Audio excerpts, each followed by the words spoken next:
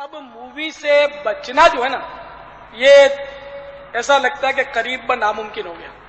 اب جتنے بھی اسلامی بھائی باہر ملکوں سے آئے ہیں، شاید سب کو پتا ہو، نہ ہو تو اب میں بتا دیتا ہوں کہ سب کی مووی بنتی ہے، ایک ایک کی مووی بنتی ہے. اگر آپ آگے پیچھے کھڑے بھی ہوں گے تو وہ کسٹم جو ہے نا، جو بھی بیٹھا ہوا ہے سیٹ پہ جس سے آپ اپنا پاسپورٹ پر ٹھپا لگوا رہے ہیں، وہ آپ کو بولے گا اس طرف آ جاؤ، کیمرے کی طرف. تو یہ مووی بن رہی ہوتی ہے.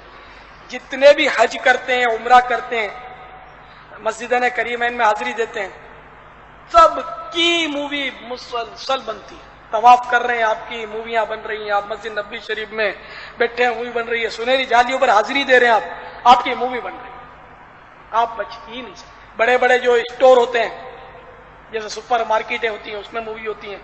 بڑے بڑے کلینک میں موویز ہوتی ہیں. اسپتالوں میں جو بھی بڑے بڑے ادارے ہیں اس میں.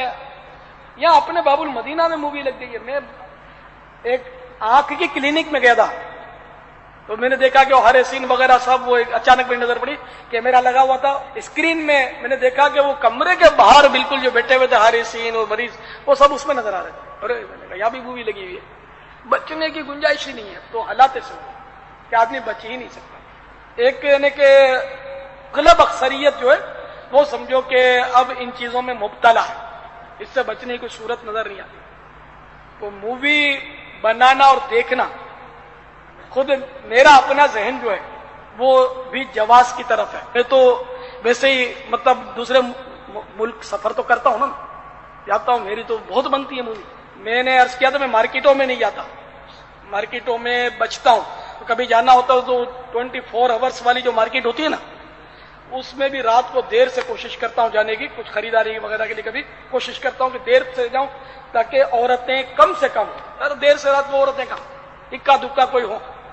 تو مارکیٹ میں جانا تو جائز ہی ہے، نگاہ کی حفاظت کی آدمی کوشش کرے. زیادہ عورتیں ہوں تو نگاہ کی حفاظت بہت مشکل ہو جاتی ہے. تو ہر مارکیٹ میں وہاں جو باہر مووی بنتی رہتی ہے، سپر مارکیٹ لگے ہوتے ہیں، بچ ہی نہیں سکتے. تو کیا کرے آدمی، گھر میں بیٹھ جائے کیا کرے. اب پھر بھی حج کے لیے عمرے کے لیے تو سبھی تڑپتے ہیں، سب کی موویاں بنتی ہیں. اب پھر میں ہوشیاری کروں تو بیکار ہے نا. تو بات جو صحیح ہے وہ کر دی میں نے کہ میں اپنا ذہن جواز کی طرف ہے. اگر میں اس کو ناجائز اور حرام بولتا ہوں تو پھر کوئی بھی عالم، کوئی بھی پیر شاید اور کوئی بھی امام ہو سکتا ہے امامت کے قابل نہیں رہے گا، پیری مرجی کے قابل نہیں رہے گا. ظاہر ہے جو پیر مووی بنوائے تو وہ تو، اور اس کو پتا ہے کہ یہاں مووی بنے گی اور شرن اس پر اس کو وہاں جانا واجب بھی نہیں ہے، پھر بھی مزے سے بیٹھا ہوا ہے اور حرام بھی بول رہا ہے اور اس کی مووی اتر رہی ہے، اس کو پتا بھی اور بیٹھا ہوا ہے، جبکہ وہاں بیٹھنا اس پر واجب نہیں ہے. تو پھر کہیں ایسا نہ ہو کہ وہ پھر فاسق معلن بن جائے، سب لوگ دیکھ رہے ہیں کہ اس کی مووی بن رہی ہے، تو پھر وہ پیری مرجی کے قابل نہیں رہے گا، امامت کے قابل نہیں رہے گا. مسائل بہت اس کے پیچیدہ ہوتے جا رہے ہیں. تو ان پر پھر کیا حکم شرعی لگے گا کہ ان کو پتا ہے کہ مسجد نبوی میں جانا واجب نہیں ہے. مسجد نبوی شریف میں جانا اس وقت واجب نہیں ہے. ٹھیک ہے، حج فرض ادا کر لیا، نفلی حج وہ کر رہے ہیں، اس کے لیے فوٹو بھی کھنچوا رہے ہیں، مووی بھی ان کو پتا ہے بن رہی ہے. اب نہیں، چلو پتا نہیں تھا تو اب پتا چل گیا بالفرض کسی کو، وہ ناجائز سمجھتا. اب بھی وہ مسجد نبوی میں پانچوں ٹائم جا کر بیٹھے گا تو کیا اس کا بیٹھنا واجب ہے؟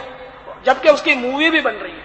اب اس پر فتویٰ کیا لگے گا، حکم شرعی کیا لگے گا؟ نہ میں فتویٰ لگا رہا ہوں، میں تو صرف پوچھ رہا ہوں کہ معاملہ بڑا دور تک پہنچا ہوا ہے. تو اس لیے میں مووی کو جائز سمجھتا ہوں. واللہ تعالی اعلم ورسول اعلم عز وجل وصلی. آج آپ دیکھیں کہ آزادی کتنی زیادہ پائی جاتی ہے. تصویر کشی کا معاملہ تو اتنا زیادہ عام ہو گیا، الامان والحفیظ، کہ اب تو ایسا لگتا ہے کہ شاید اب تصویر کشی کو گناہ بھی نہیں مانا جاتا. ہاں، اور پھر یہ کہ ان کو اگر روکا جائے نا تو یہ ہمارے اوپر سوال کرتے، ارے بھائی ٹرین میں جاتے ہو تو اسٹیشن کے اوپر کیمرہ ہوتا ہے، تب تمہارا تقویٰ کہاں جاتا ہے؟ ہاں کہتے ہیں نا. ہم اگر کہیں تصویر کیوں کرواتے ہو، ویڈیو کیوں کرواتے ہو؟ ارے بازار کے اندر نکلنا بند کر دو، ایئرپورٹ کے اوپر جانا بند کر دو، ریلوے اسٹیشن کے اوپر جانا بند کر دو. ارے بھائی کچھ تو علم حاصل کرو. حکم اضطراری اور اختیاری میں بھی تو کچھ فرق ہوتا ہے کہ نہیں؟ ہاں، ریلوے اسٹیشن کے اوپر کیمرہ کیا میں نے لگوایا ہے؟ ایئرپورٹ کے اوپر کیمرہ کیا میں نے لگوایا ہے؟ بازار کے اندر کیمرہ کیا میں نے لگوایا ہے؟ اگر اس کو پلٹ کر یہ سوال کر دیا جائے کہ تو جس کو بہت مانتا ہے اپنا امیر کہتا ہے نا، تیرے امیر صاحب اگر چند لڑکیوں کے ساتھ بند کمرے میں بیٹھ جائے بے پردہ، ہاں تیرے امیر صاحب اگر بند کمرے میں بے پردہ لڑکیوں کے ساتھ بیٹھ جائیں، یا ایسی لڑکیاں جن کا آدھا جسم ننگا ہے ان کے ساتھ ایک کمرے میں بیٹھ جائے تو پکڑ ہوگی کہ نہیں؟ تو کہے گا کہ ہوگی۔ لیکن یہ کہ وہ لڑکی اگر ٹرین میں تیرے امیر صاحب کی سیٹ کے سامنے بیٹھ جائے کیا حکم دے گا؟ ہاں ٹرین میں وہ لڑکی سامنے ہو کیا حکم دے گا؟ بولے کچھ نہیں ہوگا۔ کیوں نہیں ہوگا؟ تو کہتا ہے کمرے میں امیر کا اختیار تھا، ٹرین یہ امیر کا اختیار میں نہیں ہے۔ تو جب یہ سمجھ میں آتا ہے تو ہم یہ کہتے ہیں کہ میرے جلسے میں آ کر میری کوئی تصویر کھینچتا ہے، میں کھاتا ہوں، کوئی تصویر کھینچتا ہے، وہ میرا اختیار ہے۔ ریلوے اسٹیشن کے اوپر جانا یہ حرام نہیں ہے، وہاں پر گورنمنٹ نے لگایا ہے، وہاں پر میرا اختیار ہی نہیں ہے۔ تو اختیاری حکم میں اور اضطراری حکم میں کم سے کم فرق کو تو سمجھا جائے، اور سمجھے بغیر اگر کہتے ہیں تو ایسے جاہلوں کو ہم کیا جواب دے سکتے ہیں؟ ورنہ تصویر کے حوالے سے ایک بات کو یاد رکھیں، کوئی کچھ بھی کہتا ہے، اب تو حالات ایسے بن گئے اس کے اوپر دلیلیں دی جاتی ہیں، اور مجھے آج تک یہ سمجھ میں نہیں آیا کہ تصویر کے جواز کے اوپر دلیل کیا دی جاتی ہے، میری سمجھ میں نہیں آیا۔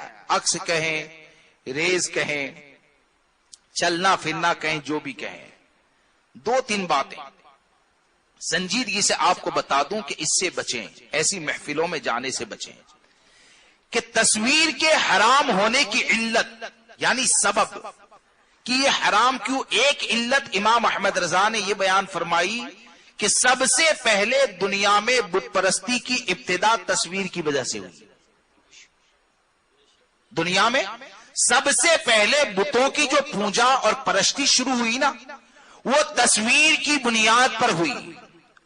اور دوسری حدیث کے اندر جو وجہ بیان کی گئی ہے وہ کیا ہے کہ تصویر کے حرام ہونے کی علت یہ کہ اللہ تبارک و تعالیٰ نے یہ جو چہرہ عطا فرمایا ہے نا، تو مصور یعنی یہ صورت عطا کرنے والی ذات اللہ کی ہے، یہ چہرہ عطا کرنے والی ذات یہ اللہ تبارک و تعالیٰ کی ہے، تو اس چہرے کی نقل کرنا یہ حرام ہے، اس چہرے کی نقل کرنا یہ حرام ہے۔ اب جب نقل کرنا یہ حرام ہے اور علت یہ ہے، اور یہاں تک حدیث پاک میں کہا قیامت میں سب سے سخت عذاب یہ تصویر بنانے والے کو دیا جائے گا، اور تصویر یہ ایسی حرمت والی چیز کہ آقا کریم صلی اللہ تعالی علیہ وسلم نے جب مکہ معظمہ کو فتح کیا تو جب تک تصویروں کو خانہ کعبہ کے اندر سے نہ نکالا ہمارے آقا اندر نہ گئے۔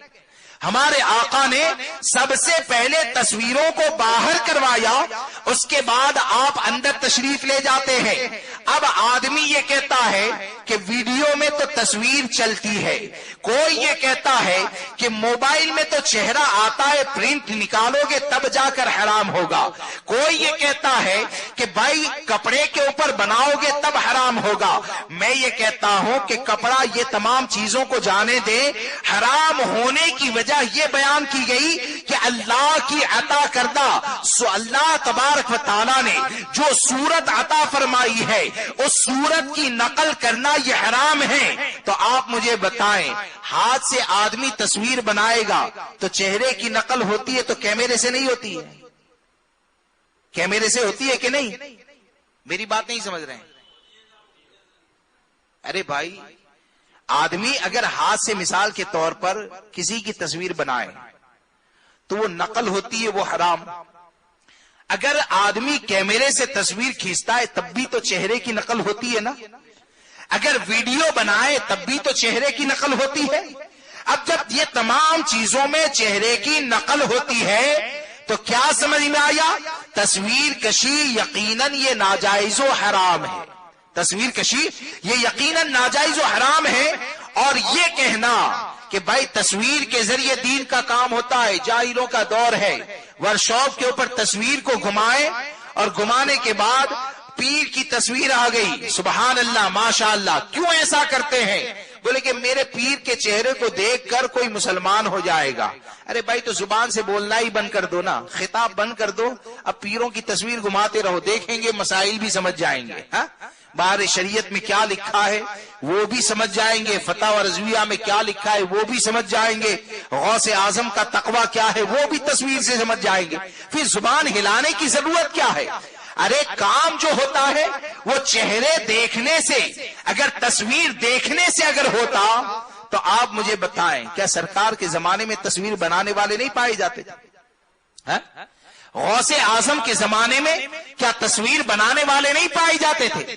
وہ غوث اعظم کہ جن کے چاہنے والے اور جن سے محبت کرنے والے اتنے زیادہ کہ غوث اعظم اگر بیان کریں تو آپ کی زبان سے نکلنے والے جملے کو لکھنے کے لیے ہزاروں علماء بیٹھتے, ہزاروں علماء ان جملوں کو لکھنے کے لیے بیٹھتے, اور ان چیزوں کو انہوں نے ہم تک پہنچایا. لیکن یہ لکھنے والے نے کبھی یہ نہیں سوچا کہ غوث اعظم اتنے نورانی چہرے والے ہیں, چلو آنے والوں کو ایک آدھ تصویر بھی دے دی جائے. غریب نواز آئے, غریب نواز کے چاہنے والوں نے غریب نواز کی تصویر کو کبھی نہیں پہنچایا. کیا سمجھ میں آیا؟ تصویر بنانے والے غوث اعظم کے زمانے میں بھی تھے, غریب نواز کے زمانے میں بھی تھے, ان کی باتوں کو پہنچایا گیا. تصویر کو نہ پہنچا کر ان لوگوں نے یہ بتا دیا کہ تصویر یہ ایسی حرام چیز ہے کہ تصویر یہ دین کی نشر و اشاعت کا ذریعہ نہیں ہے, یہ تبلیغ کا ذریعہ نہیں ہے. اور تعلیمات امام احمد رضا کا نعرہ لگاتے ہیں تو تعلیمات امام احمد رضا کا نعرہ لگانے والا تصویروں کو بھیجنے کے بعد سبحان اللہ کی صدائیں نہیں سنا کرتا ہے, اس لیے کہ امام احمد رضا کی تعلیم یہ ہے کہ میرے امام نے یہ کہا جو جتنا بڑا معظم دینی ہوگا, یعنی دین میں جس کا مقام اتنا بڑا ہوگا اس کی تصویر کو رکھنا اتنا ہی زیادہ گناہ ہوگا. ہاں, اس کی تصویر کو رکھنا اتنا ہی زیادہ گناہ ہوگا. کیوں کہ آدمی اگر پیر کی تصویر کو رکھے گا تو پیر کی تصویر کو کیا جوتا نکالتا ہے وہاں پر رکھے گا؟ ارے بولیے, پیر کی تصویر کو جوتا نکالتا ہے وہاں رکھے گا؟ تصویر یہ توہین کی چیز ہے, تعظیم کی چیز نہیں ہے. تصویر یہ توہین کی چیز ہے, تعظیم کی چیز نہیں ہے. اب اس کو جس کی توہین ہونی چاہیے, جس تصویر کی توہین ہونی چاہیے اس کو تعظیم کے ساتھ رکھتا ہے اور یہ کہتا ہے یہ معظم دینی ہے. یاد رکھیں ان سب خرافات سے بچیں, تصویر سے, ویڈیو کشی سے اور باقی جو خرافات ہیں اس سے بچیں.